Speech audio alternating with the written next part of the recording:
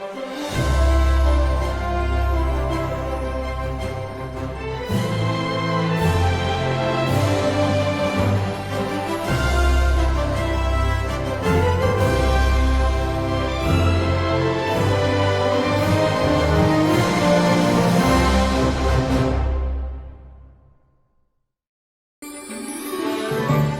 2021 Ramon Magsaysay Award, Roberto Ballon. An archipelago in the Coral Triangle, the global center of marine diversity, it is not surprising that the Philippines is one of the top fish-producing countries in the world. Yet, the tragic irony is that fishermen are among the poorest labor groups in the country. Traditionally unorganized, municipal fishermen have suffered the most as their life-sustaining resource, the marine environment, is severely degraded. One fisherman has broken the mold by leading his community in preserving the coastal environment that has been the life source for generations of fishing families. He is Roberto A. Ballon, fondly called Dodoy. Growing up in Barrio Concepcion, in Kabasalan, Zamboanga, Sibugay, Dodoy knew the realities of diminishing fish harvests in once rich fishing grounds. How his father, like other fishermen, would spend long hours at sea and come home earning barely enough to buy rice for the family. Unable to go to college due to poverty, Dodoy knew he would have to go back to the sea and take command of the situation he was in.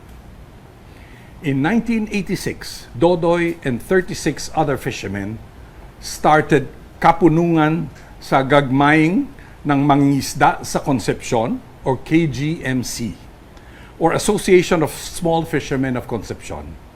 Seeing how rampant fish pond conversion had destroyed the mangrove forests, KGMC decided to focus on mangrove reforestation. In its difficult beginnings, the association saw that its members reduced to just 5, but Dodoy, the association chairman, persisted. Their perseverance attracted government support, reaching a milestone when the fishermen were granted tenurial rights to the reforested land under a government forestry co-management program. By 2015, the area they had replanted had expanded to 500 hectares of mangrove forests. What was once a desert of abandoned fish ponds was now an expanse of healthy mangrove forests, rich with marine and terrestrial life. A day's fish catch increased 4 to 5 times over in half the time fishermen used to spend at sea. Improvement in the fisher folks' quality of life is evident in their ability today to buy a boat engine or simple household appliances and send their children to school. From a few members in the 1980s, KGMC now has a membership of 320 households. The group's success led to other projects. Group members were deputized in the municipal government's Bantay Dagat Volunteer Force to protect municipal waters from illegal fishing and mangrove logging.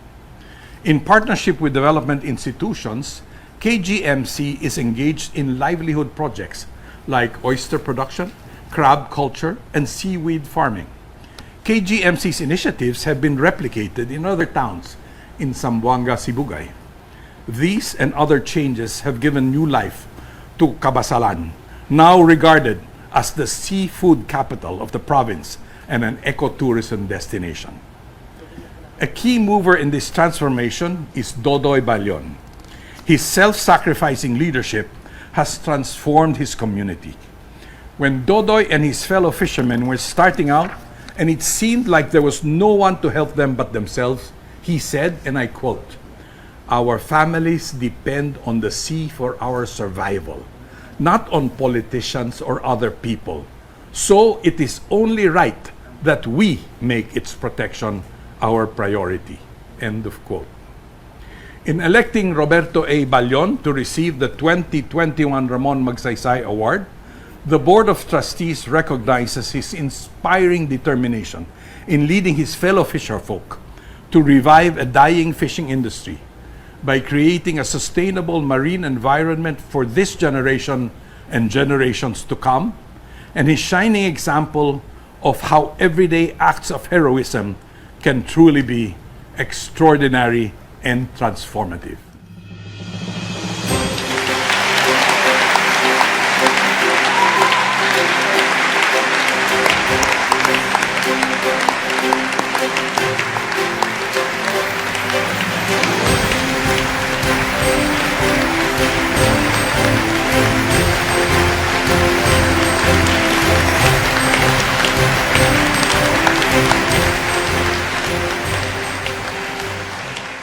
Roberto Ballon of the Philippines will now deliver his response.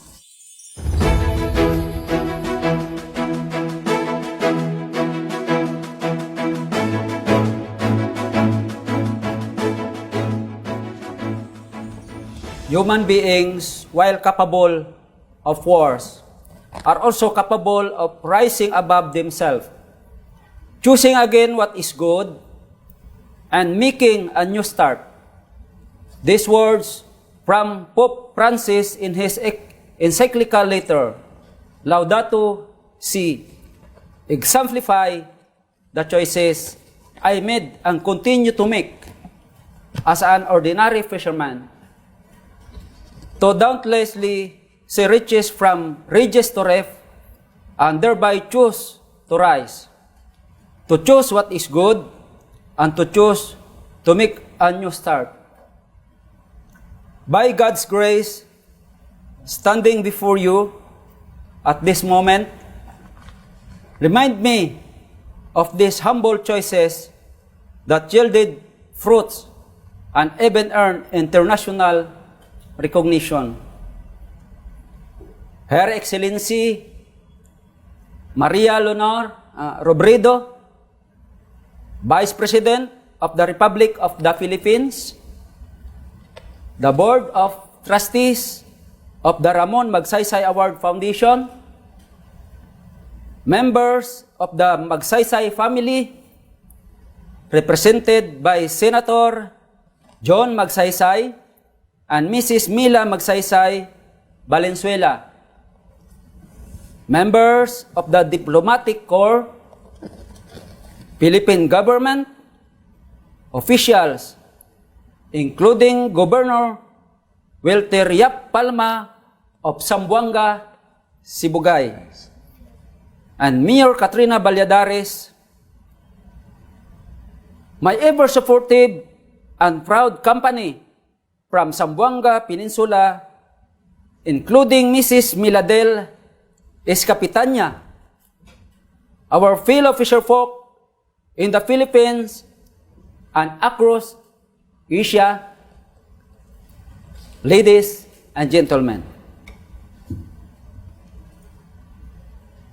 I am profoundly honored and pleased to be chosen as one of the awardees of the most prestigious award in Asia, in honor of the legacy of the late President Ramon Magsaysay. Never in my wildest dreams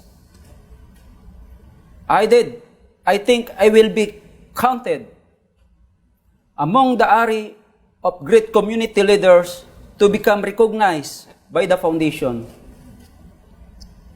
As a simple fisherman, I only have one desire for the community that makes me do what I have been doing, to offer myself to self-provide better environment, sustainable livelihood, and empowered community to realize our vision and mission in life. That is, to have 3-8, agahan, hapunan, tanghalian, or 3-8. In English, 3-8. Breakfast, lunch, and dinner. So, 3-8. If we have 3-8, or 3 meals in a day, I believe we would be content. But more than this, I see a hunger that not even 3 full meals could satisfy. Day after day, I see the need to strive for progress, to live harmonious life fulfilled by a sustainable and equitable coexistence in the coastal vicinities of Zamboanga, Sibugay. This has always been our aspiration as municipal fisherfolk, together with our government and other stakeholders, in preparation for a better and productive environment for the next generations. Because of this award, I am exceedingly grateful and hopeful that this platform could be a great mechanism to help our poor fisherfolk sector attain more leverage to sustainably manage our coastal resources.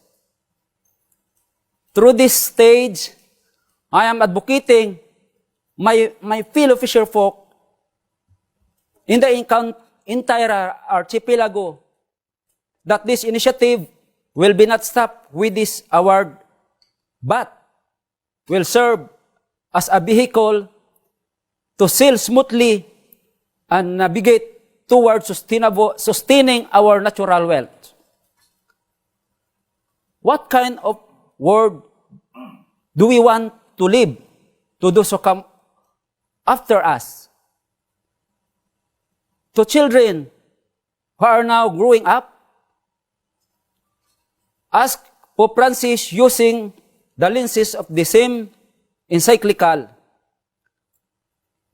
Today, in the years to come, we respond to the daunting task in making the earth truly a home. To my fellow fisherfolk, let us help our government by keeping our coastal habitat protected and sustainably utilized. Let us support our fishery programs while being faithful to the laws and local policies that augment coastal measures in our pursuit for better production and environmental preservation. Let us take head of the environmental crisis that continues to haunt us because of sheer apathy and personal interests, resulting in environmental abuses which badly affect the poor. Let us take the step of empathy because progress entails sacrifices and unity. If our government fails, we also fails. If our government succeed, we also succeed. However, let us also be vigilant to the development that are offered. We don't just exist and be lavish with what the world can be rendered us, but take the proactive steps instead and see for ourselves what we can render to those who need us most. Let us not hook our destiny with the wish and means that our government has for us. We are capable of shaping our own. We break the silence of its dawn with noble purpose. Ours is not a passive waiting for whatever the government can do for us. Ours is the call to be proactive and thus help our government achieve its goal for the common good. My fellow fisherfolk, it is not our government leaders who have braved the waves and the storms to earn a good catch from the seas, while others just stand at the stretches of the coast. We find ourselves delving into deep because we are confronted with much deeper and greater responsibilities. This is where we earn a living. But beyond quenching these human needs is the vocation of give life to our natural resources, to see life from ridges to reef, and eventually bring life to our common home. To our family in the Ramon Magsaysay Award Foundation, I am deeply grateful that you have recognized, if I may say, the collaborative efforts that empowered poor fisher folk like us, and thus take our initiative in a larger arena, which is now garners greater consciousness for the protection and conservation of our coastal environment. Thank you for making us realize that even the smallest effort that we exert for such advocacies are not futile and never stupid. Convinced that we shall reap more bountiful harvest, we are able to see that all these are appropriate actions, most valid, ethical contribution that we can offer to our future generation.